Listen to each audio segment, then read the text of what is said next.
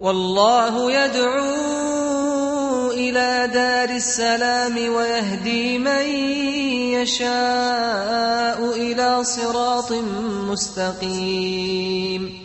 Islam is peace, Islam is ease, Islam is not danger or disease, Islam is love and prosperity, Islam is not hatred or adversity, Islam is neither maze nor grace, Islam is giving Allah all praise, Islam is keeping up the pace, Islam is for every race, Islam is peace, Islam is ease, Islam is not danger or disease.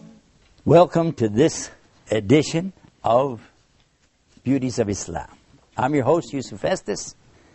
Today we're going to continue talking about the rights and limits, and that is one of the beauties of Islam.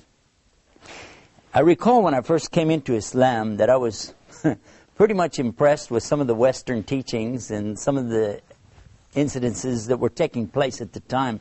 People were talking at that time about the rights of children, children's rights, and I remember thinking that that's an important thing. You know, children have rights, and we should find out, what are the rights of children. At the same time, though, I'm discovering Islam, and I'm looking at Islam and asking, well, what about rights in Islam? You claim that Islam is a way of life, Islam is a complete and total package for all times and all places and all people. So is there anything in Islam about rights for children? And it's funny, you know what? Islam is all about rights. In fact, that's one of the keys, one of the most beautiful things about Islam is the rights and limits. That we don't go past somebody's rights. Because, for instance, we give rights to the children. You could say, well, children have all rights, total rights. Now, all of a sudden, the children are telling the parents what to do. That's not a good idea. And it was Prophet Muhammad, peace be upon him, that said that one of the signs of the last days is going to be that the children will actually be superior to their own parents, treating their parents like slaves. This means they would be going beyond their rights, doesn't it? And that's exactly what we've discovered, that today, by going out here and talking about children's rights and promoting children's rights without putting a check and balance in place, it seems as though there's no way to stop the children today. When my mother, who was a school teacher for many years, came home from school one night and she said, I'm going to stop teaching. We asked her why. She said, the teachers have lost their rights. It's all about the students' rights, but the teachers have no rights anymore. I didn't quite understand what she was saying. The gravity of the whole thing didn't catch me until I realized that this is exactly the downfall of a society when you give all rights to one group, but you infringe on the rights of another group. Now, when I grew up many years ago, the teacher had the right to paddle the child if they got out of line. They had a little, like a ping pong paddle or something like that, and they would paddle you with that if you misbehaved.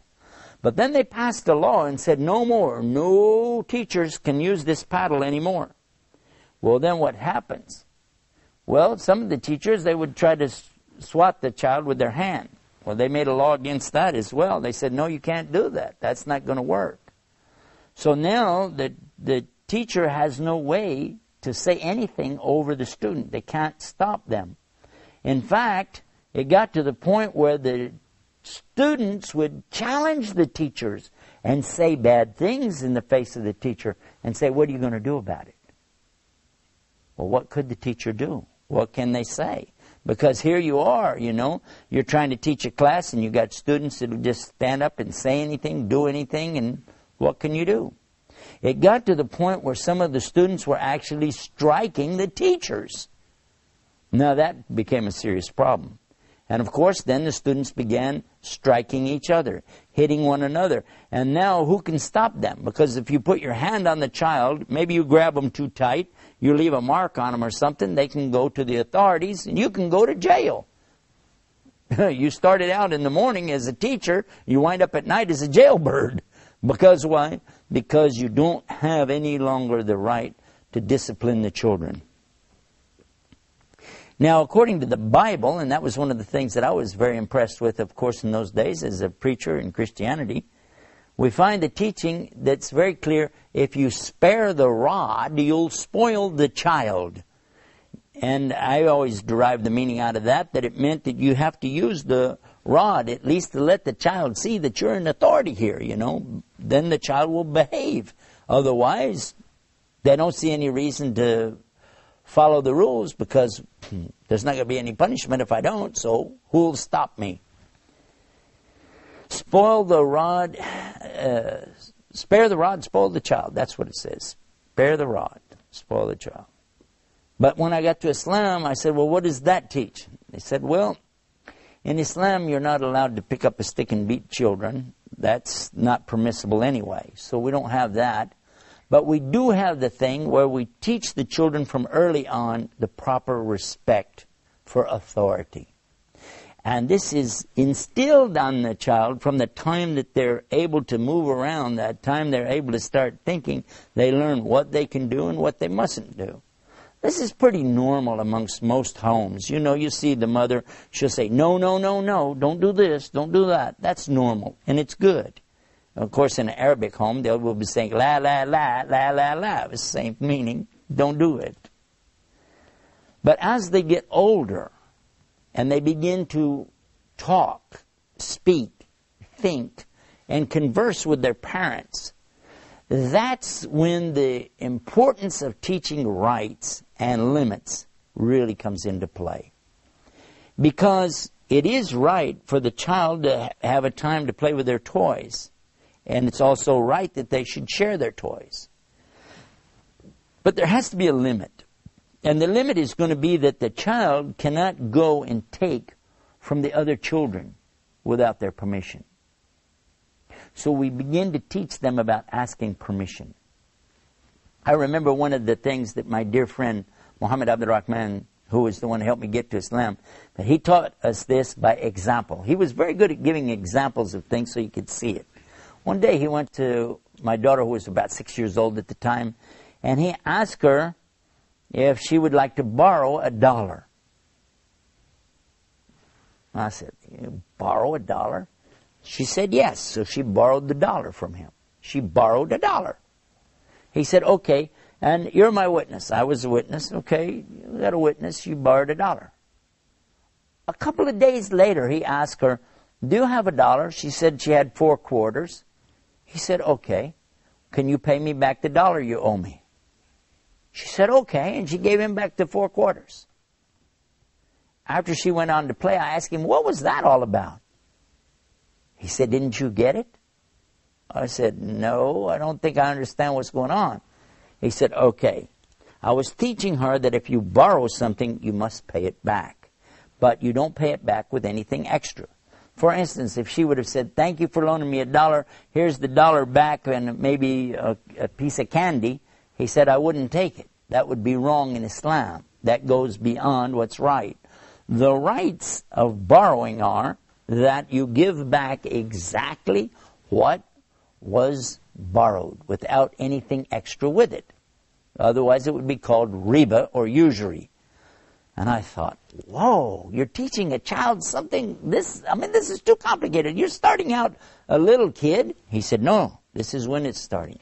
And I thought, will that really work? Well, I found out about it later. Some years later, it happened at the time of Ramadan, and they have this festival called Eid al-Fitr. And this is the celebration after Ramadan. And one of the things that happens is the children go around and smile real big in the parents' faces, and they give them candy, they give them gifts, and they give them money. And my daughter, sure enough, she came running up to me, Daddy, look what somebody gave me. It was $100 bill. And I looked at that $100 bill and I was thinking, wow, we can buy her clothes with this. She can get, some toys with this. Maybe we even buy her, an outfit. We can, so many things I was thinking about could be done with that $100 bill. But she went over to the masjid, the mosque, it's called masjid, to a box that was there for donations, and she put the whole $100 bill in that box. I said, what? What'd you just do? She said, I put it in there. I said, why? She said, I always wanted to have $100 to put it in the masjid box, because so many times people talked about things that we need, things that the masjid needs, things the school needs. She said, and I knew I didn't have any money, but I knew if I ever got $100, I would put it in there, and I just got to do it. Isn't that good? And I thought about it. I said, look at this. This child has understood something better than I did. Whereas I was thinking we could get her some clothes, we could get her some toys, candy, gum, things like that with the money. And look at what?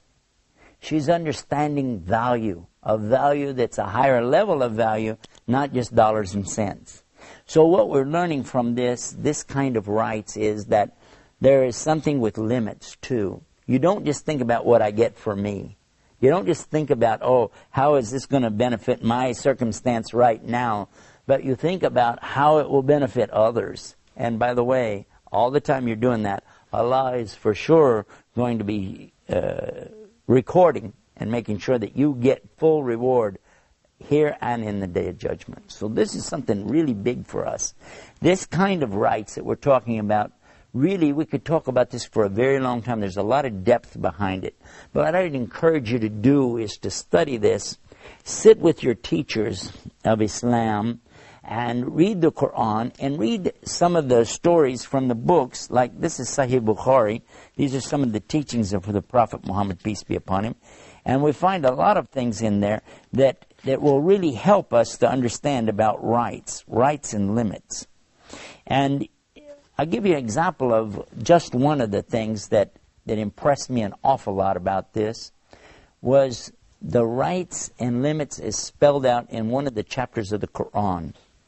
Now, in another program, we're talking about this same subject in a bigger detail, but I'll just refer to it for you so that you can look it up. Chapter 49 in the Quran, it's called Surah Al-Hujurat. Surah Al-Hujurat. And when you go to this chapter 49 in the Quran, you're going to be surprised to discover how it's telling you the proper dealings with men and women both. What a man should do, what a woman should do, what women together should do as groups, what you shouldn't do, how to behave, how is your behavior, and the akhlaq is what they call it. This is akhlaq, the behavior. And all of these things are dealing with the rights and limits of a human being.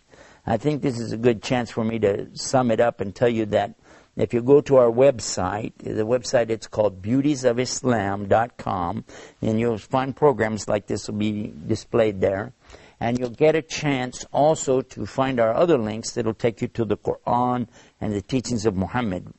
And when you go and watch for yourself these little programs, the snippets that we'll have on there for you, I think it'll help you to put all of it in perspective. But the rights and limits that come with Islam are definitely one of the many beauties of Islam. And having said that, I find myself now we're at the end of another program with so much more to go. So we'll ask you to just be with us the next time right here for more Beauties of Islam. Until then, salam. Islam is peace, Islam is ease, Islam is not danger or disease. Islam is love and prosperity. Islam is not hatred or adversity. Islam is neither maze nor grace. Islam is giving Allah all praise. Islam is keeping up the pace. Islam is for every race. Islam is peace, Islam is ease, Islam is not danger or disease. Islam is love and prosperity. Islam is not hatred or adversity. Islam is neither maze nor grace. Islam is giving. Allah